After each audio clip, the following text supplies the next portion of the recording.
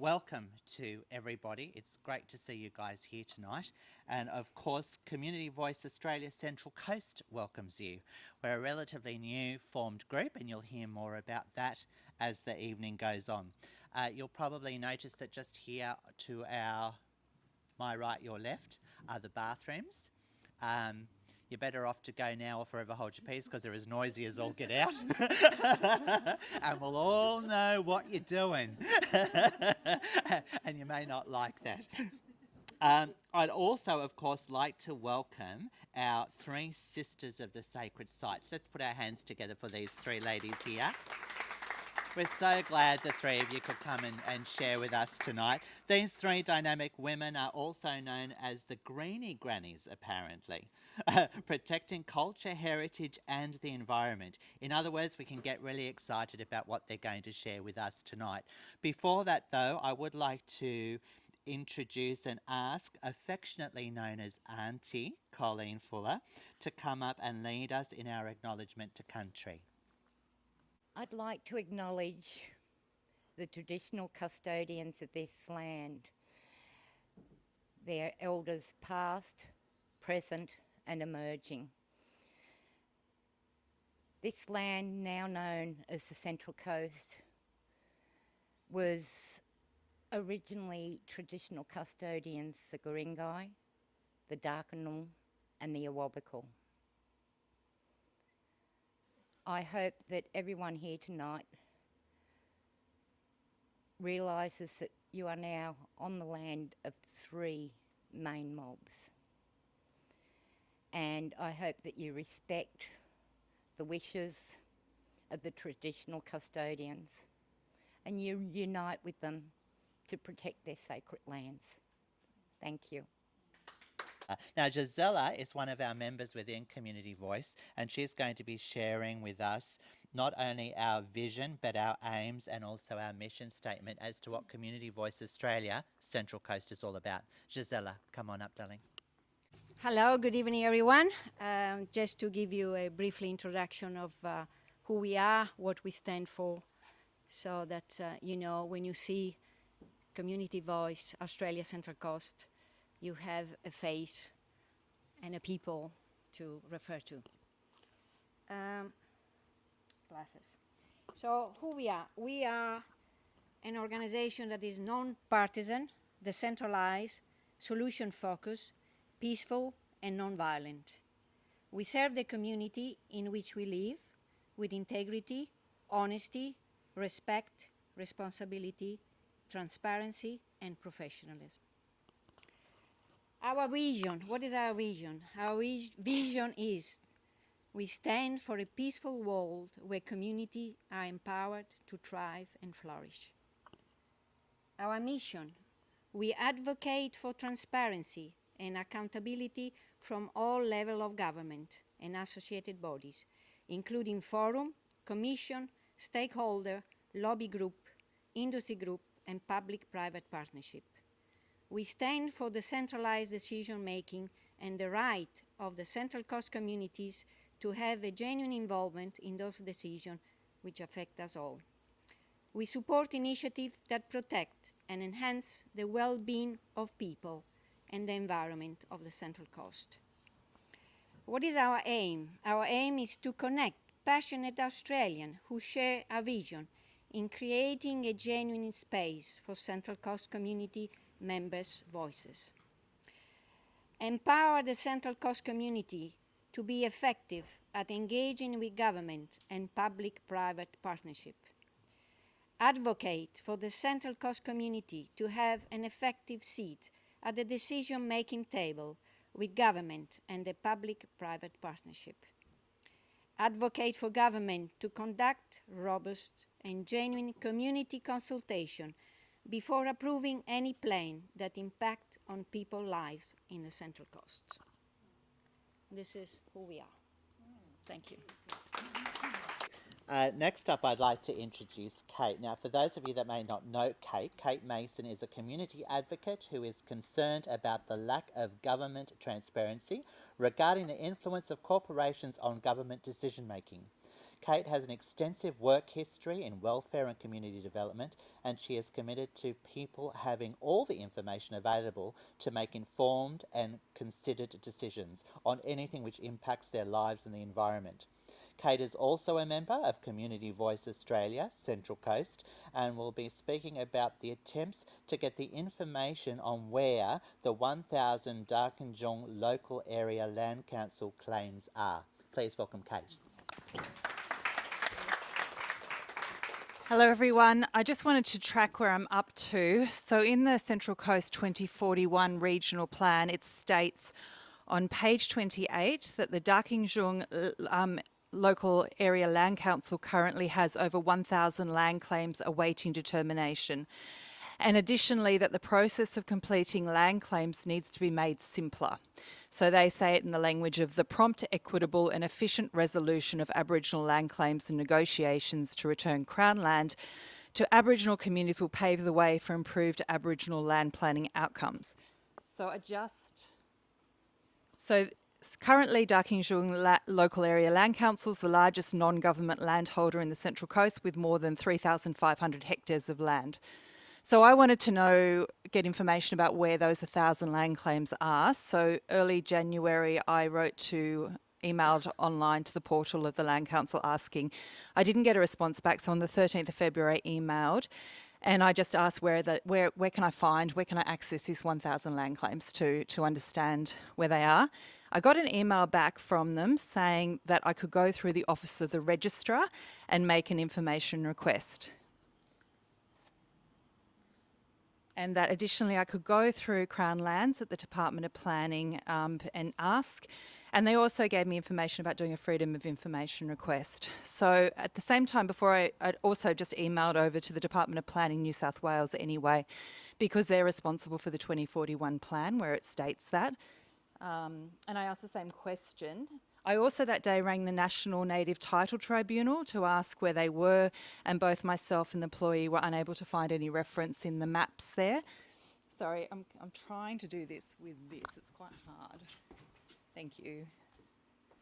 So on the 15th of February, the Department of Environment and Planning emailed me back and they said, if you want to find that out, go and visit the Office of the Registrar website and then lodge it there. So I went over on the 24th of Feb and emailed the Office of the Registrar. I explained my process I've been up to so far so I don't get bounced back to something I'd already done. And just, the same question, where are the specific address details on each claim? They came back to me, so this is the Office of Registrar, on the 2nd of March saying they do search, but it is mostly for government agencies seeking to, find impacts on Crown land. And then they said searches are carried out for a specific parcel of land identified, not on the basis of an entire suburb or local government area, and that if I wanted to complete a search, I needed to do a request form stating the addresses of where I wanted to do the search for, and why I wanted to know, and that it's then at the discretion of the registrar. So I went back to them on the 2nd of March and said I can't give you addresses because that's what I'm trying to find out. I'm trying to find out where the land claims are for. So I didn't hear back. That's the 2nd of March. So on the 7th of March, I emailed Adam Crouch and I gave him the whole list of where I'd been through and asked him to, because he also signs the 2041 plan, he's signed it. So I was asking him where it is and how I can find out about it. As he's endorsed it, where can I get information? And I attached the whole correspondence I'd been through and asked him to intervene on my behalf to either get me the information or to forward me the appropriate legislation and or policies which state the information is confidential in nature. He came back and said he's currently in caretaker mode and can't do it. So I went back to him and said, and told me to go to Department of Planning, which I'd already gone through. So I just said, I've already been through Department of Planning. I'm not able to go anywhere. They've told me to go to the Office of Register. I'm not asking for representation. I'm just asking for clarity on something that you've signed off on a plan. And then I looked at the caretaker conventions and I didn't, just stated how I didn't see what I was asking contravened what he was saying. So he came back to me and said, okay, I'll find out. And then that day I got an email back from the Office of the Register saying, If you want to find out any information, we can go to the Darkinjung Land Council to ask them, but we need their consent and the New South Wales Aboriginal Land Council to release this information and confirm if I would like to go ahead. And then after that, they said if that doesn't work, or I can also do a formal application to access government information under the Government Information Public Access Act. It's a GIPA Act. So I just said, please go through Darkinjung Land Council and then I'll see if I've got to go on to the next stage. So that's where we're up to, 7th of March. It's a week later and I haven't heard anything back. I guess that'll take a while. So I just wanted to explain the process of how it's taken 2 months and I have no clarity, and I've been bounced around three different three different government bodies. So you can see how Community Voice Australia would be lost without Kate. She is awesome and the work that she puts in is just incredible. I don't know how she does it, but thank you, Kate, because it's an integral part of what we're aiming to do with these meetings and Community Voice. As you can see, there's a game that's being played and we need to play the game, unfortunately, as best as we can. I'd like to now introduce to you Lisa Bellamy. Lisa is a long-term resident of the Gosford area with a strong desire to speak up for the natural environment. Lisa will be sharing with us today the history of the Kariong and legislation concerning the Kariong area. Please welcome Lisa. Thank you, John. Okay, so basically I guess I'd like to, hi everybody, and thank you so much for coming out. It's really great to see community members that are involved and want to know what's going on in the community. It really gives me a lot of hope to see so many people here tonight. I guess the way I want to start by saying I'm not an expert on Kariong sacred lands. I don't want to sort of like put myself forward as being the one who knows everything about even the history. I certainly don't. But I'm happy to tell you what I know. And that's what I'm going to come here tonight to do, and hopefully just in a really simple, straightforward way that's not too confusing and bogged down in legislation, and just straightforward, just the facts as I know them, just so that we can all be informed of what's going on in our neighbourhood. Okay, so the land that we refer to as Kariong sacred lands is not just this block of land that we're talking about. It's a whole range, a whole area. And Coleen will talk more about that. But the land that we're actually talking about at the moment is known as 300 Woy Woy Road. And it is about 17 hectares. It's for people who don't know it, it's pretty much across the road from the big fire station control centre. It's bordered by Woy Woy Road on the west.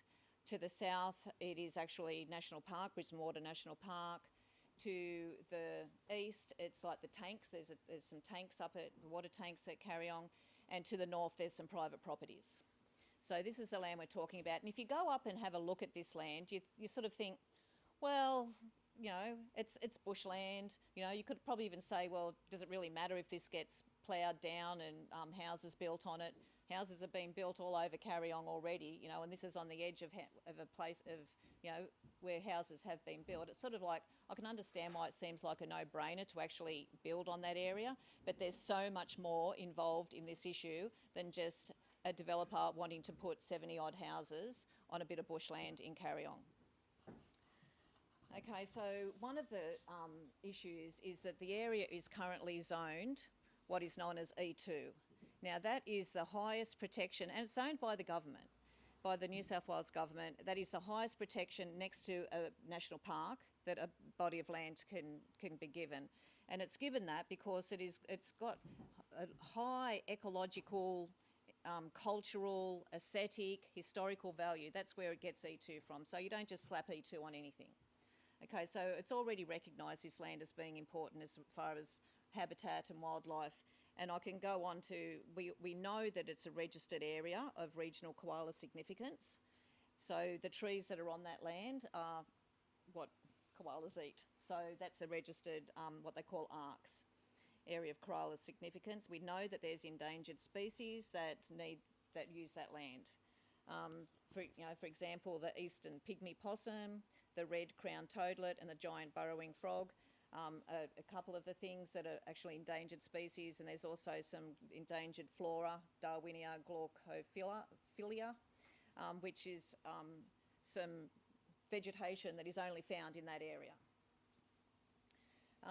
Now, these endangered species are endangered because they're relying on some endangered wetlands in this area. They're called hanging swamps, hanging wetlands, hanging swamps. And where that land is, it's sort of like up high, and the water that is on that land that comes out of these swamps actually feeds all of the land and the bushland down further into the national park. So if those wetlands were removed, which is what is being proposed, it's a cut and fill style development that's being proposed here. So that means without exception, every tree, every rock will be removed from that area. That will kill the wetlands that those endangered species live on, but not only that, it'll more than likely dry out all of the land down below it as well. So we're not just talking the effect of that piece of land at all. It's got a flow-on effect in many ways. Another thing we know about this land is that it was Crown land, but it has been claimed by Darkinjung Local Aboriginal Land Council under the New South Wales Aboriginal Land Rights Act. So the Aboriginal Land Rights Act was passed by the New South Wales Parliament to establish a network of Aboriginal land councils to acquire and manage land as an economic base for Aboriginal communities, as compensation for historic dispossession and in recognition of their ongoing disadvantage. This is from the Act. The Aboriginal Land Rights Act 1983 recognises that land is of spiritual, social, cultural and economic importance to Aboriginal people. So fair enough, it's a way of our government recompensing Aboriginal people for land that's been stolen, and we can all appreciate that. I'm sure that most people can appreciate that. The Crown land can be claimed by a land council if it's not being used, pretty much. I mean, that's a very basic way of saying it. If there's it's not being managed, it hasn't got any use for the future for the Crown, then it is ripe for the picking for a land council.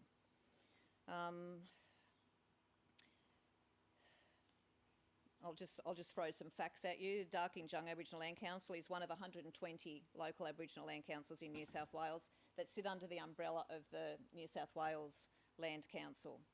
On the New South Wales Land Council's site, they've actually got a land claims tip sheet, which is designed to provide local Aboriginal land councils with a step-by-step guide on how to find the Crown land that you can claim and help them to make applications for Crown land. So they are in the business of getting Crown land. And as Kate has mentioned, apparently they've got 1,000 claims in the process, which we don't know about, but we do know about some of them. Now, as Kate said, Darkinjung Land Council is the largest private land owned on the Central Coast. So next to Central Coast Council, they own the most land of any one entity on the Central Coast.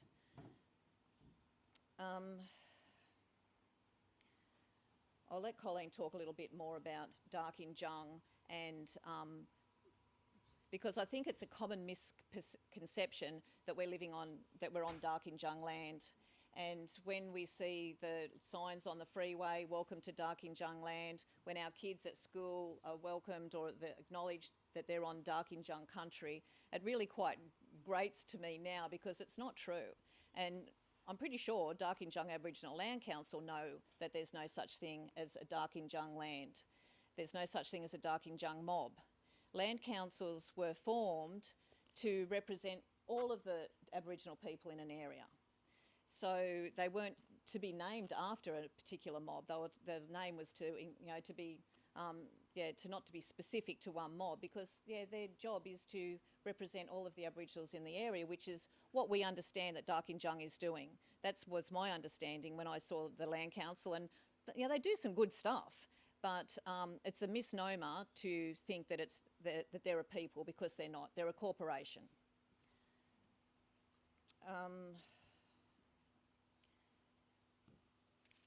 Okay, so now we get into a little bit about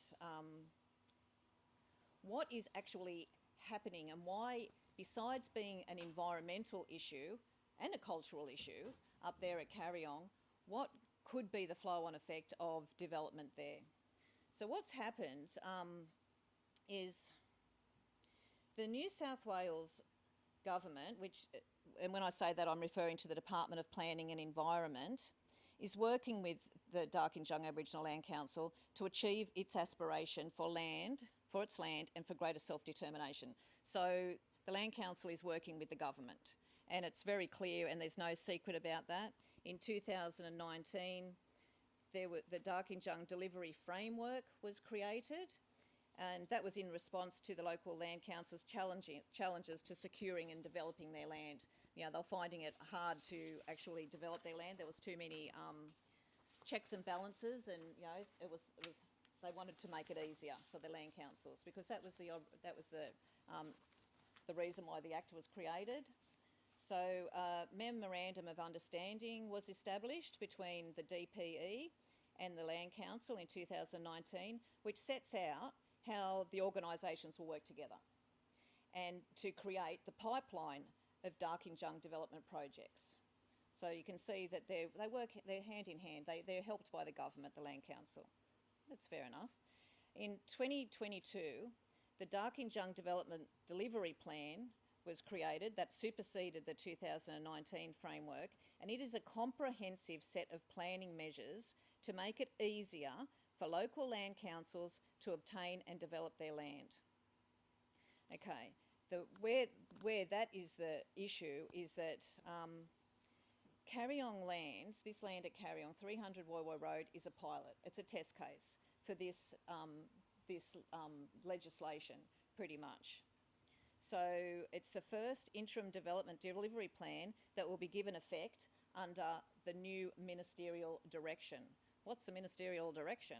Well, it's a direction that enables development delivery plans, so the plans that the council have got for their land, to be considered when a planning proposal is being put forward.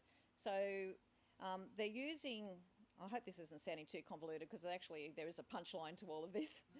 The State Environmental Planning Policy, Aboriginal Land 2019, makes certain that land council developments so a land council that have created a development plan, like the Darkinjung Land Council have, that they make sure that their plans, that the developments on their plans are what they call regionally significant, which means they're over $5 million, worth over more than $5 million. And so that those decisions, so any decision relating to any of the developments that are on this plan, would be made by the regional planning panel rather than the local council. So basically, this is a test case up here on Woiwo Road, where a land council can rezone land that is, you know, that in my book shouldn't be rezoned. It's zoned there for a reason. I don't know of any other developer that could probably get away with this, but they are being assisted by the New South Wales government to we're not making it that easy for them, to rezone land and then to go ahead and put a development on it without having to go through council approvals. So it's basically the Minister for the Department of Planning and Environment can go, yeah, that looks all right, because, you know, it's on your delivery plan, and I'm the man who can say that's okay. So this is a test case. So if the Land Council are allowed to develop that land, it's going to set a precedent that any land on a development plan can just be approved, rezoned and approved by one person pretty much. And if there's a review, that review is done by the regional planning panel, the same people that can approve it. So that there's a bit of, that's problematic to me.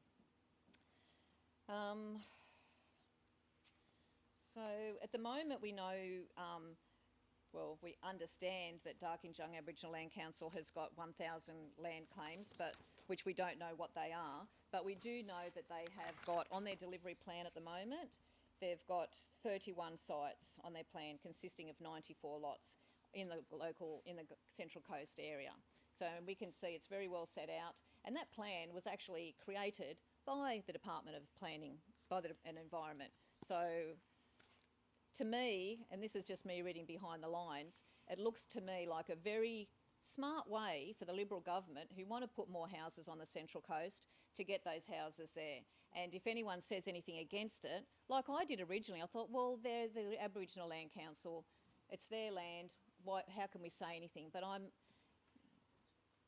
Me personally, I think, okay, it's not just an Aboriginal issue, it's an environmental issue, and it's a bigger issue than this, because if this is allowed to go ahead, then, you know, and I can understand why developers don't want to have to go through all the checks and balances to develop land, and that maybe there is a lot of bureaucracy, but there is a good reason for some of it, and and I think that we need to have a little bit of oversight, not just one man, one minister being able to tick off on this. And Coleen will talk more about the Land Council, and when I talk about Darkinjung Aboriginal Land Council, I don't want to feel like I am bashing the council. I don't want to feel like I'm like down on the land councils at all, because there's a good reason why they're there, and they do some good work in the community. But my issue with this particular situation is the Darkinjung Aboriginal Land Council have about 750 members. There's about 16,000 people who identify as Indigenous on the Central Coast. So that means that the Land Council is really only representing 5%, less than 5% of the Aboriginals on the coast. And the Aboriginal Land Council, as not just Darkinjung, but all Aboriginal land councils, have the ability to pick and choose who they want to be on their council. So, and they decide who's Aboriginal. So, you know, you can say, oh, I'm an Aboriginal, I want to be on your council, and they can say, well, no, we don't believe that you're Aboriginal, or we don't want you on your council, even if you are Aboriginal. The other problem is that people like, our leaders, our current leaders at the moment, for example, Lisa Tech, who is the MP for this area, she doesn't really want to get involved with this situation because it is tricky. It is a tricky situation. And the Land Council, you know, can say, well, that's racist, or, you know, you're taking our land from us again, and we've got this land and we should be able to, and I can understand, do what we want with it. We should be self-determining. We need money. How are we going to get it? So what I would love to see, personally, is some sort of a solution where the Land Council aren't disadvantaged.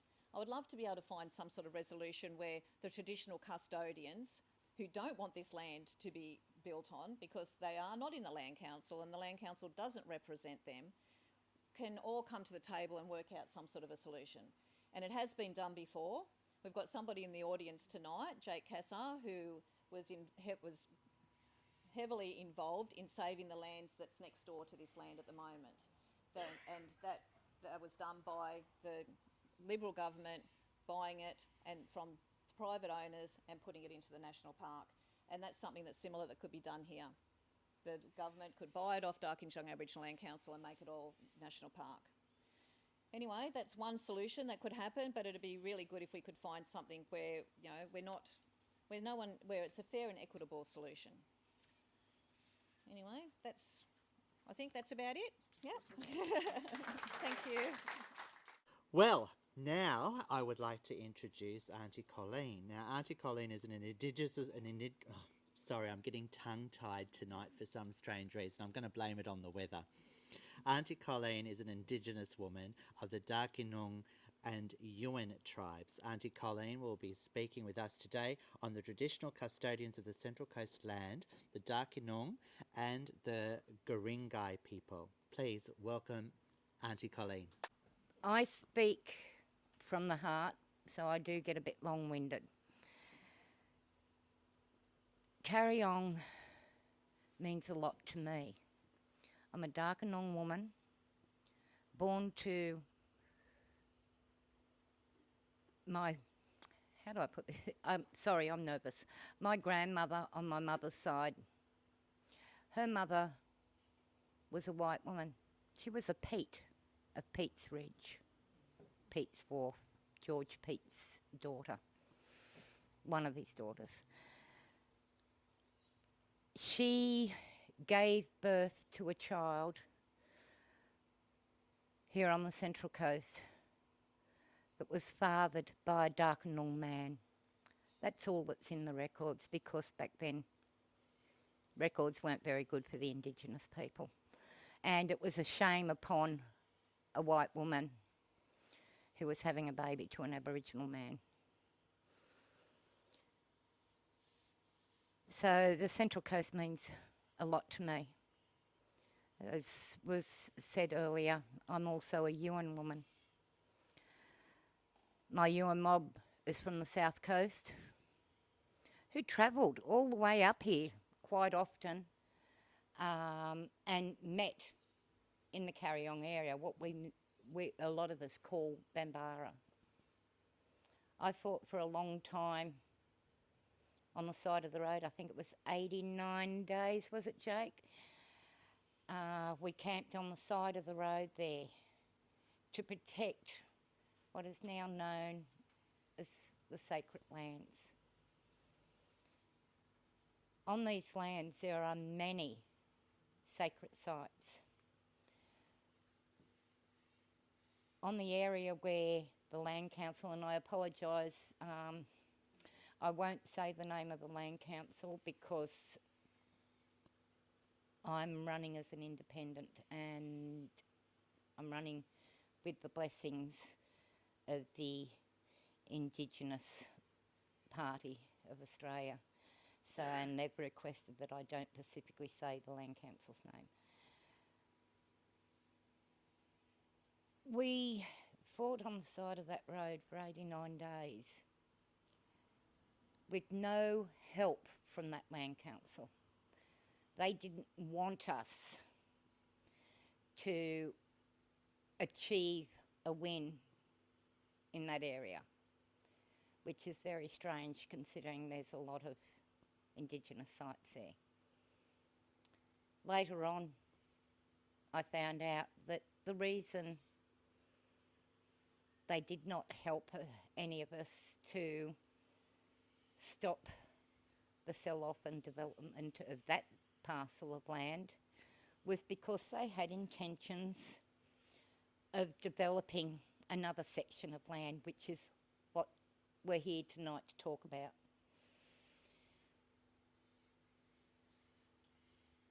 This Land Council turned around and took credit for us winning Bambara and stopping it from being developed and being put into the national park. They didn't like that. The Land Council, as has already been said, is not a people. The original traditional custodians and caretakers of what you now know as the Central Coast, there are three main mobs: the Guringai, the Darkinung, and the Awabakal. This land means a lot to us. That area there is what we called an area where we would have our corroborees. With a corroboree, we had people coming from different mobs all over New South Wales, South Coast, out west, up north, and they would come and meet at Kariong. There, men and women would discuss issues that needed to be talked about, law, etc. And then they would break up into just men's and women's groups and go and discuss their issues. The men, which I can't talk about very much, all I can say is the men's area, which is a sacred area, is in the area where this Land Council wants to wipe out everything. An area of where the Land Council says there are no sacred sites, there are no sacred carvings. There's actually a burial site there as well of Indigenous people. So we know that this Land Council can lie. It's been proven. They don't want to improve anything for the traditional custodians of this area. It's a sacred land. It's very important to us. But also, apart from it being a sacred land, as Lisa spoke about, it's the hanging swamps there. We knew about that. We knew about a lot of things before, excuse me for saying it, Whitefella came here. We knew about the importance of habitat and food. Many of you wouldn't know that where this development is proposed to go, there is wildlife, there is food there, food for the taking, but not to be overtaken. There's the koalas. The koalas were around before Whitefella came. Their habitats are becoming really, really less populated because it's been taken away from them. This area that they want to bulldoze actually holds habitat for the koalas. It's one of the rare habitats on the Central Coast area. So from an Indigenous point of view, this is very, very important that this doesn't go ahead, because if this goes ahead, it will be other places right across New South Wales, not just the Central Coast, because it's a stepping stone for those land councils to be able to grab up, make big dollars for themselves, which do not go back into the Indigenous community. It only goes to a select few. I'm not on the Land Council. I wouldn't be accepted on the Land Council because they know that I will speak up against the wrongdoings. I will, if I have to, chain myself to the gates, to the trees. I've done it before up at the Pilliga, Santos with the coal seam gas, on Gomeroi land. That's something I didn't tell you people. The board is made up basically of Gomeroi Nation. And they are just walking over all of us. I can't get on that land council, but I protected land for them up in their own area, up in the Pilliga and Narrabri. But I'm a bad person because I want to protect my land, my neighbours' lands, the Guringai, my neighbours' lands, the Awabakal. I thank you people for coming and wanting to know more about what's happening. I could go on, as I said, I speak from the heart, and I can go on a lot more. We're going to have a question time. If there's anything that you want to hear from me, I'm more than happy to answer those questions. And I thank you so much for having the interest to come here tonight and hear all of our sides of the story about Kariong, and hopefully you can help us save it and protect it. It's our museum, it's Central Coast history, it's Australia history. We cannot let it be destroyed. Thank you. I would like to introduce Gab Mcintosh Ohm. Now, Gab holds an Order of Australia Medal for the service to education for the disadvantaged youth through the establishment of the Blacktown Youth College, and has 20 years' experience in educating troubled school refusers, including Aboriginal youth in the far west of New South Wales. Gab will be discussing the government proposals being suggested for the local area in relation to the Aboriginal land sacred sites and action steps moving forward. Please welcome Gab. All right, thanks. Gosh, I didn't think you'd mention that. Education's not super relevant tonight. Thanks everyone for coming. It is very heartening to see so many people. So I'm just the last speaker of the Sacred Sisters for the Kariong Sacred Site. A lot of sacreds in there, isn't there? So I just thought I would clarify a few points from the previous speakers. First of all, I'm wearing an Indigenous Party of Australia t-shirt because I am a member of that party, so I'm not going to pretend that I'm some totally independent, totally, impartial person. Well, I like to think I'm impartial when it counts, but I am a member of that party, so as the other members, as a matter of fact, but they're standing as independents because they want to be independent. So just adding that into the mix, so I am speaking as an individual, but a lot of what I'm talking about is also something the Indigenous Party of Australia is endorsing. So I just want to clarify that point. Look, just a couple of things in regard to the land. Like the first speaker, I'm no expert by any means, but the Indigenous Party of Australia has many records which we keep in regard to who owns that land. Because if you listen to Dark and Jung, you'd be completely convinced that there's lock, stock and barrel, and anyone who says anything different, well, you're just, goodness knows what you are. You're some racist monster from Mars or something. We have plenty of documentation up in the office going right back to 1831 that shows clearly that an error was made by the colonial masters, that's us. Well, hey, you'd expect it, 1831. The land is Guringai land. The land along the coast, just the coast, I'm no expert, but the documentation we have in our office shows clearly it is Guringai land. Now, we've actually taken this documentation to the University of Newcastle, who do this. Run away in a great big hurry. Why? We don't know why, and we've asked why. Actually had meetings with them, trying very hard to get this issue moved forward. We've shown them the documentation twice because they lost it twice. So we've done this and 18 months have gone past and nothing.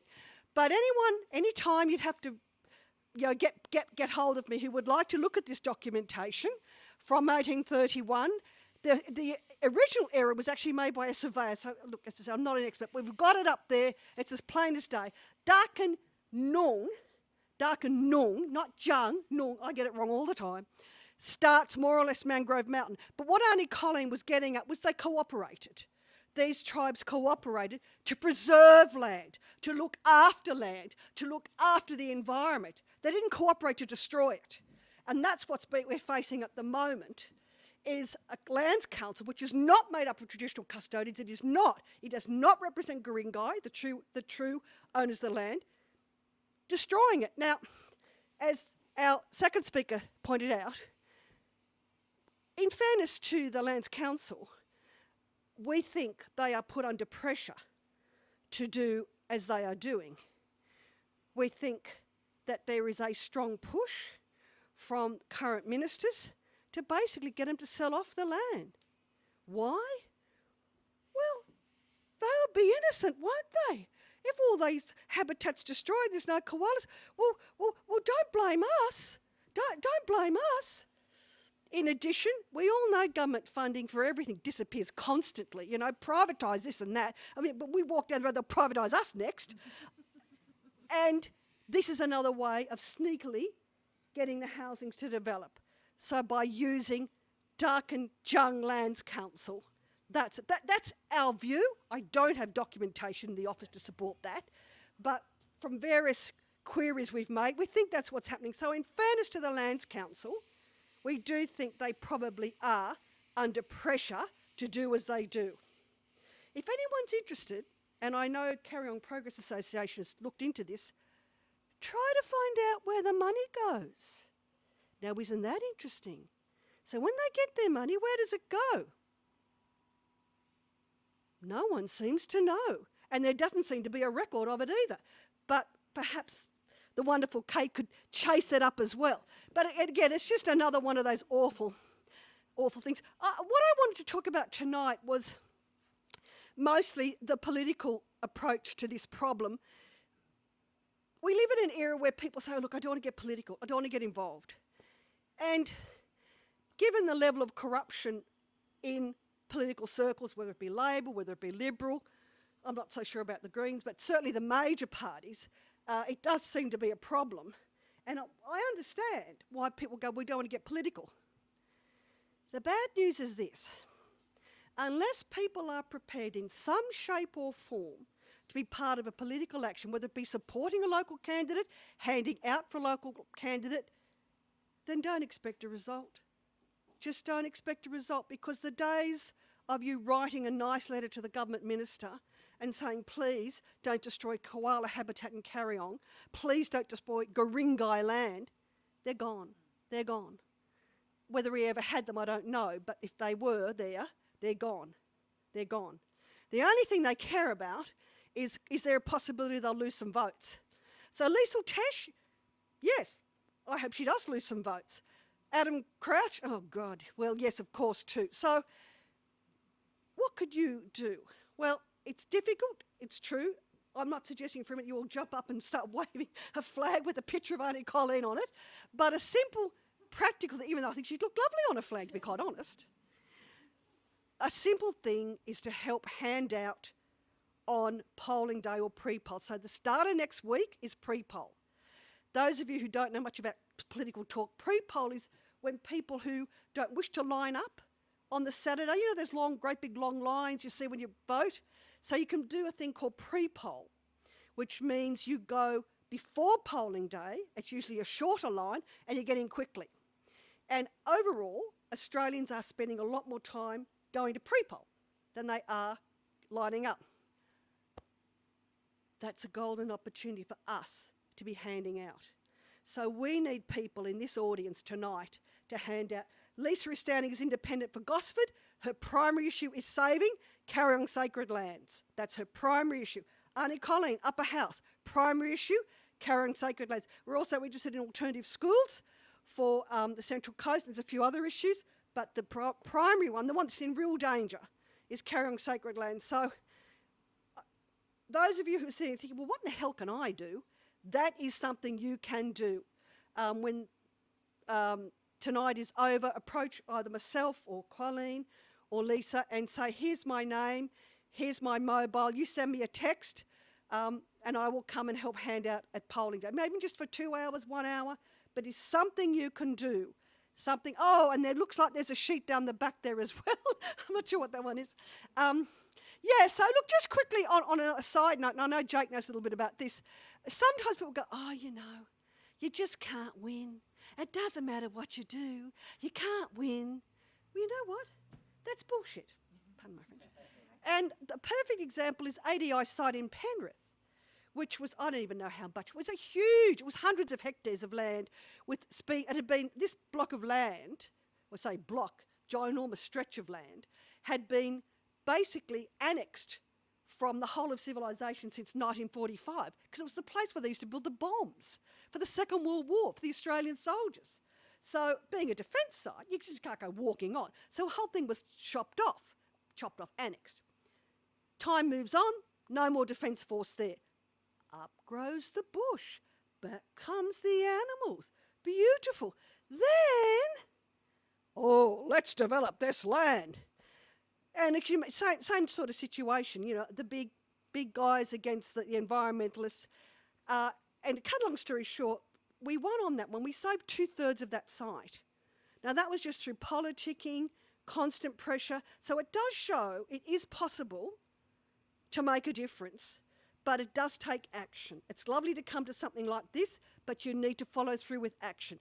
Even something as simple as email Rick Hart if you feel that that's as much as you could manage. Handing out on pre-poll or polling day would be really good.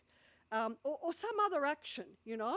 So it is possible. I mean, I was a member of that group. We actually formed a party called Save the ADI Party, which is, what's that? But in the local area, it was known, and I think we got 2% or something, but it was a marginal seat, and it was enough, just enough to get the local pollies worried. And I have to be fair, I have to be honest here, it was the Liberal, shock, who jumped on board and said she would save it. And that's the only time I've ever voted Liberal, I think. Anyway, you know, I had to be fair here. They did jump on board and do the right thing. They did. So I suppose what I'm trying to say is, please don't sit there and think this is all hopeless. It is not. No way is this hopeless. But it does take action. and actions that you feel you can manage, that's what it takes. But if you do it and we pull together, and Jug's proven it can be done, then we can save this site. Thank you. Thanks, Gab.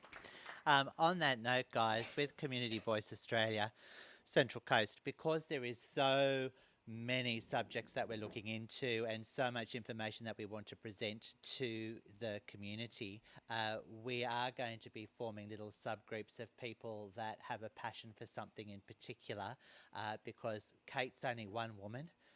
And she can't do it all, and the skills of researching and the skills of finding action steps to take, that needs to be spread throughout. So we had a talk on the bees about 3-4 weeks ago now, and we've actually got a subgroup that's just started up with a group of people that either have lost their bees or have bees or are passionate about bees, and they're doing the research and finding out information and taking action on that particular subject. So similarly, if you're interested in this subject, is a personal passion of yours, please let us know, because Community Voice Central Coast is always looking for people to assist with research. We are non-partisan. It is about bringing factual information to you, so you can make informed decisions. Can we put our hands together once more for these three incredible sisters? Ladies and gentlemen, do we have any questions for the three sisters? So if we have to use the angle of, from an environmental point of view, do we have records of what are the habitats, what are the animals that they are living there? Do we have records of this that Yeah, we we can? do have records. We have. And actually, what I think is even more interesting is that the Darkinjung Young Aboriginal Land Council have actually made a biodiversity report, and in the report it states all of the flora and fauna that is on that site, including the endangered ones. But there's an actual biodiversity act now, which I can't remember, I don't know the exact name of it, but you can say, okay, well, we can still clear that land. We know that there's endangered species on it, but you've got to pay 95 species credits or 105 flora credits. So they've put a price of credits on what is actually endangered on that site. So, and the way they'll do it is they'll say, well, we own land up in Reeve Street in Summersby, we'll use credits for there. But then when they go and develop Reeve Street, they'll say, oh, there's a word for it, we're not going to use those credits there, we'll put them somewhere else. So it doesn't really make sense anyway. But that's how they'll rationalise getting rid of, it's documented. They've got it documented themselves, but it doesn't matter. So it's easy to access those documents? Yes. Yeah, it's on the New South Wales Department of Environment and Planning portal. I found it myself. Yeah. Biodiversity credits, again, and carbon credits. So it's the whole new way of profiting off nature and pushing and buying. But so what's the next steps you're running? And then how's local council, like this is state government land? And then so how's local council connected? Because I think you said something will come up at local council level to... No, something won't come up at local council level. They're completely being bypassed. Kate. Okay, so what's the next step with where we'll have to push back or what will happen? I believe the next step is they will actually, you might be able to help me with this, Jake, where they'll ask for submissions, for public submissions, yeah? Yeah, so they're going to try and magically rezone it. So this is Jake Cassar, who is probably one of the other an authority on this site. He's helping to run an activism campaign to save Kariong sacred lands. Yeah, hi everyone, how you doing? Thanks for having us, and great work everyone, that was amazing. So the next step will be for them to try to magically rezone it from E2, the highest protection that private land can receive, for their mates in the state government to wave a magic wand and just say, look, 1 second it's E2 and it's full of endangered species and cultural heritage, and then bam, it's okay to send in the bulldozers, essentially. And that will be the opportunity for us to write in submissions for what it's worth. This is pretty much a done deal between the government and the land councils. If you read the legislation and you have a look at the delivery plan, they're basically saying once it's approved, then we go on to the next one. It's really, really, really scary stuff. And I'll just chuck in CEA, which is a fancy way of saying me and my friends out here pretty much, and these ladies here, and it varies. This is ground zero. If we don't stop them here, CEA, again, which is just a fancy way of saying me and my mates in our Facebook page. We've been around for a while though, probably since 2009 really on social media, and we get a lot of support from the community. If we can't stop them here, this is going to go. It's one of the biggest threats to the environment facing this country. It's certainly one of the biggest threats to the environment facing the Central Coast. And just a quick plug for our little Facebook page, it's Coast Environmental Alliance on Facebook. And we do not stop taking actions. I think we've had 3 meetings in something like 12 years of being around, or whatever it is. It's just all about our next action, our next press release. We've got a strategy going, if you don't mind me going for a little bit longer, is that okay? We've got a bit of a strategy going with Lisa, of course with Coleen and with everybody here, but in Gosford, we've got the Animal Justice Party candidate who tried to talk me into running for the Animal Justice Party, and I did this cool reverse move and now she's running, which is really cool, and she's a strong candidate. We've got the Sustainable Australia Party on board as well, and unfortunately the only sort of environmental party that wouldn't join us is the Central Coast Greens. They wouldn't sign up to this alliance because their loyalty is to Labor, in my opinion, I should say, but past records will show that they always preference Labor here on the Central Coast unconditionally. So it's understandable that they'd preference Labor because there used to be the lesser of two evils, but I think there's not really much difference nowadays between the two. So we've got this alliance forming. Everyone is preferencing each other. CEA is putting out our own how to vote cards. I don't know if that's been done before, but we just thought stuff it. We're going to put out our own how to vote cards, which is going to include everybody who's in the alliance for the groups that aren't supporting pushing both Labor and Liberal to make a commitment to Kariong sacred lands and ensure that the Land Council is treated fairly and equitably, and that the traditional custodians of Guringai and the Darking Noongar are given a seat at the table to discuss the best resolution for this, where everybody wins.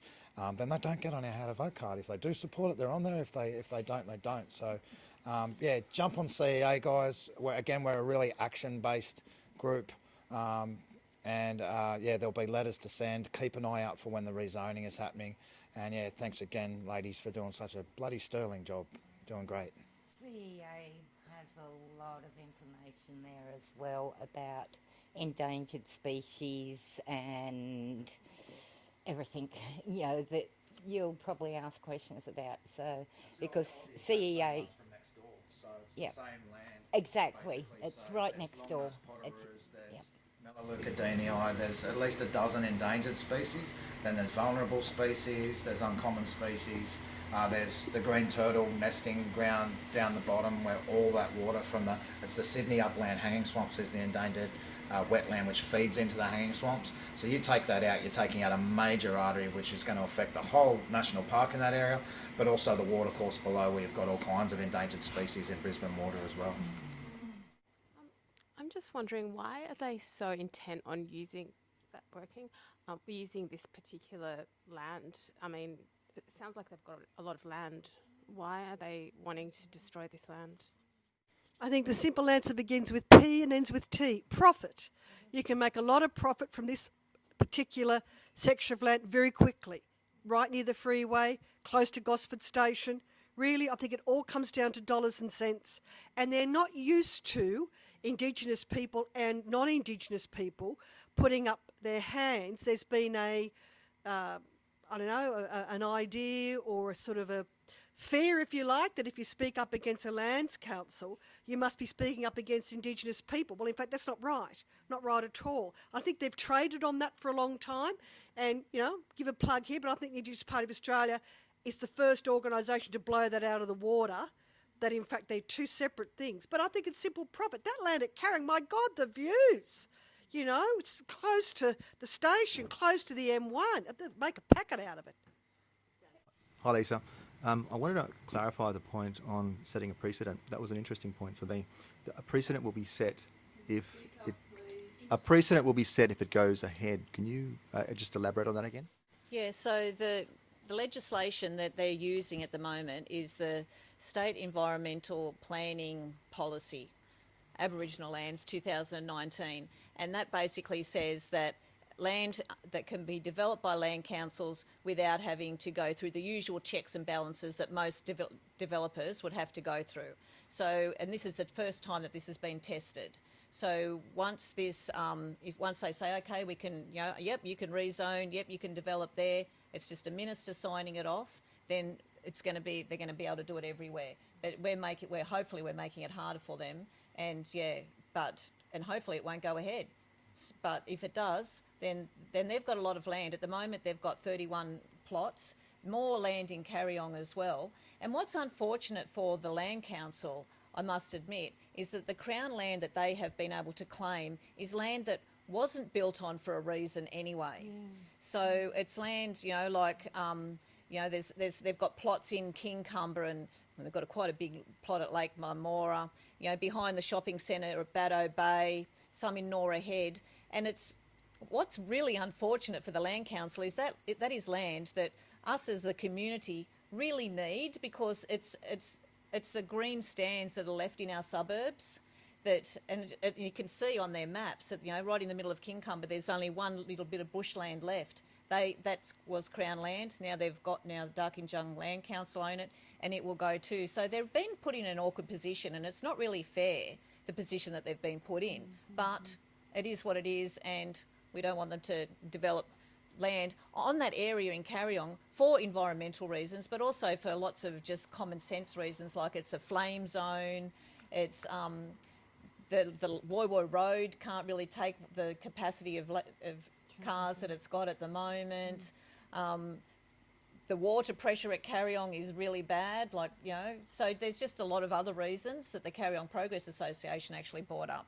So it's not just, 3 women and CEA, there's other local groups as well that are really concerned about this, not just this little spot, but other spots. So sorry, Land Council, let's find another way that you can be self-determining. Let's find another way that you can maybe use the land to make money, but it's not going to be as profitable as putting houses on it. That's the problem. $500 million worth of other development that's been approved. They just got given Pete Island, an entire island in the Hawkesbury River, and I think the government gave them $10 million on top of it to help kick off the development.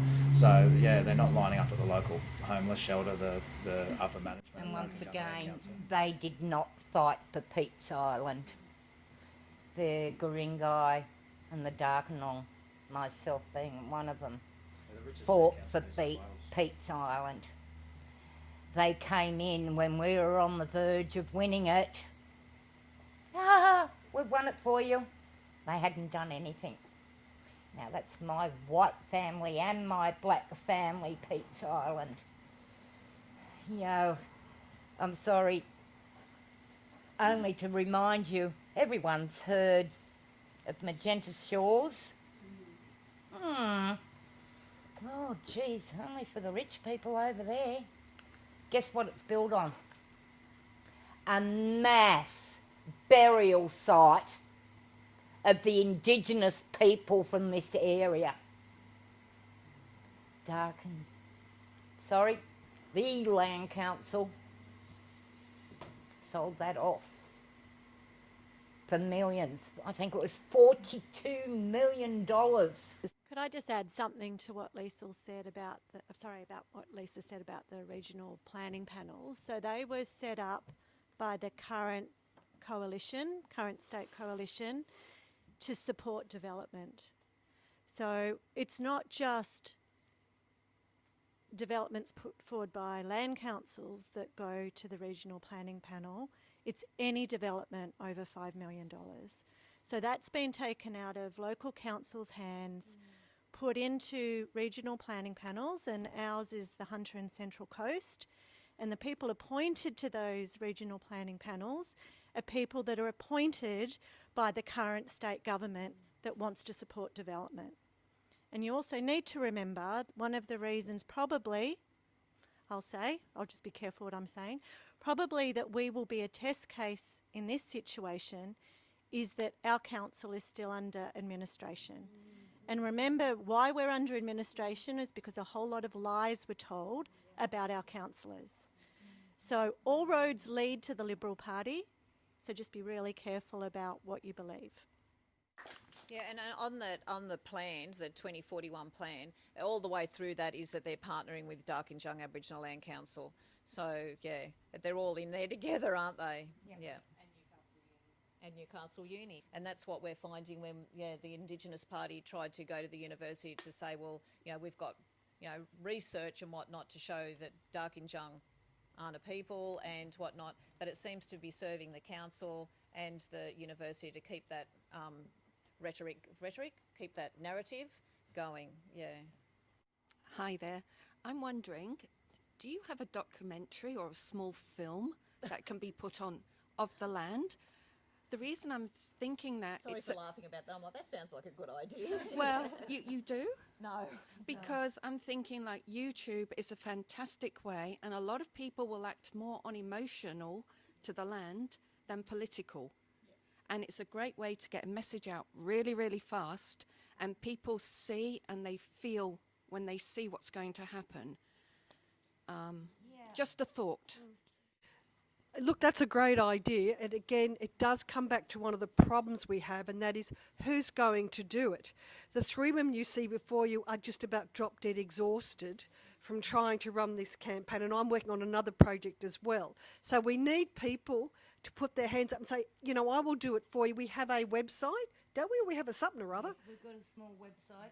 We got it. It's only new, but yeah. I don't even know its address. There you go. But that's where we need help. We need people to put their hand up and say, look, if you ladies can get your act together to be at such and such date at such and such time, I'll get it to happen for you. That's the kind of thing we do need. Yeah, that's a great idea. Thank you.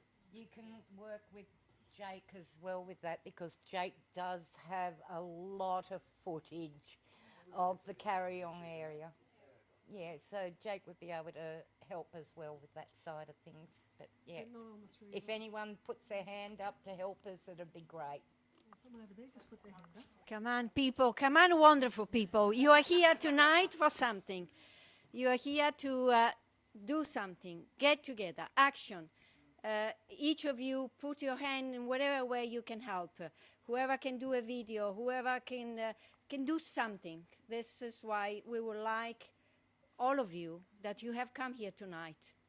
Please, you have listened to what is happening here, and listen to your heart. Listen to these beautiful ladies. Listen to what is happening. And as exactly as they're saying, this is going to be a precedent. If they're going to do that, they're going to wipe out a lot of areas. And so we have to stand together firm and stop this in whatever way we can. And whatever help you, please contact this beautiful lady and help them in any way. So guys, on that note, one thing I'd just like to quickly reiterate in regards to Community Voice Australia Central Coast. One of the reasons that we're so excited about launching this new community is because if we can come together and become friends of different organisations, I can take myself as an example. I work full time, I live a very, very busy life, and I was oblivious to what was going on. And then I met this group of people that are informing me about stuff, and it's like, well, I didn't know about that, I didn't know about that.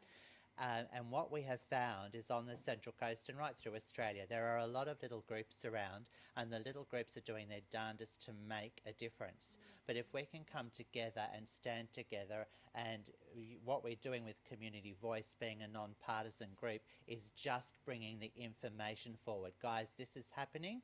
This is what we're doing about it. This is what's happening. This is what we're doing about it.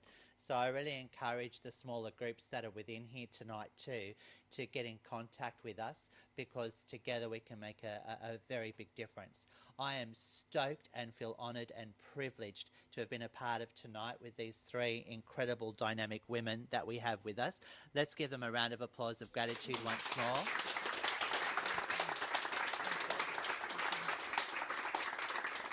And again, if you'd like to leave your email address, if you haven't already, because Amanda's great at getting those, we'll let you know when our next event is on. And I think we're going to be talking about smart cities. the offshore wind turbines. But they're even worse. As I said, guys, there's so much going on. Our intention is to have a talk once a month to bring factual information, especially for people like me that I'm no good at researching, nor do I have a lot of time on my hands, but I can come one night a week or one night a month in this case and listen to the information that's being brought forward, so I can then make an informed decision. So that's what we're doing. It's about making an informed decision. Thank you very much for coming out tonight, and we look forward to seeing you at our next talk. Take care.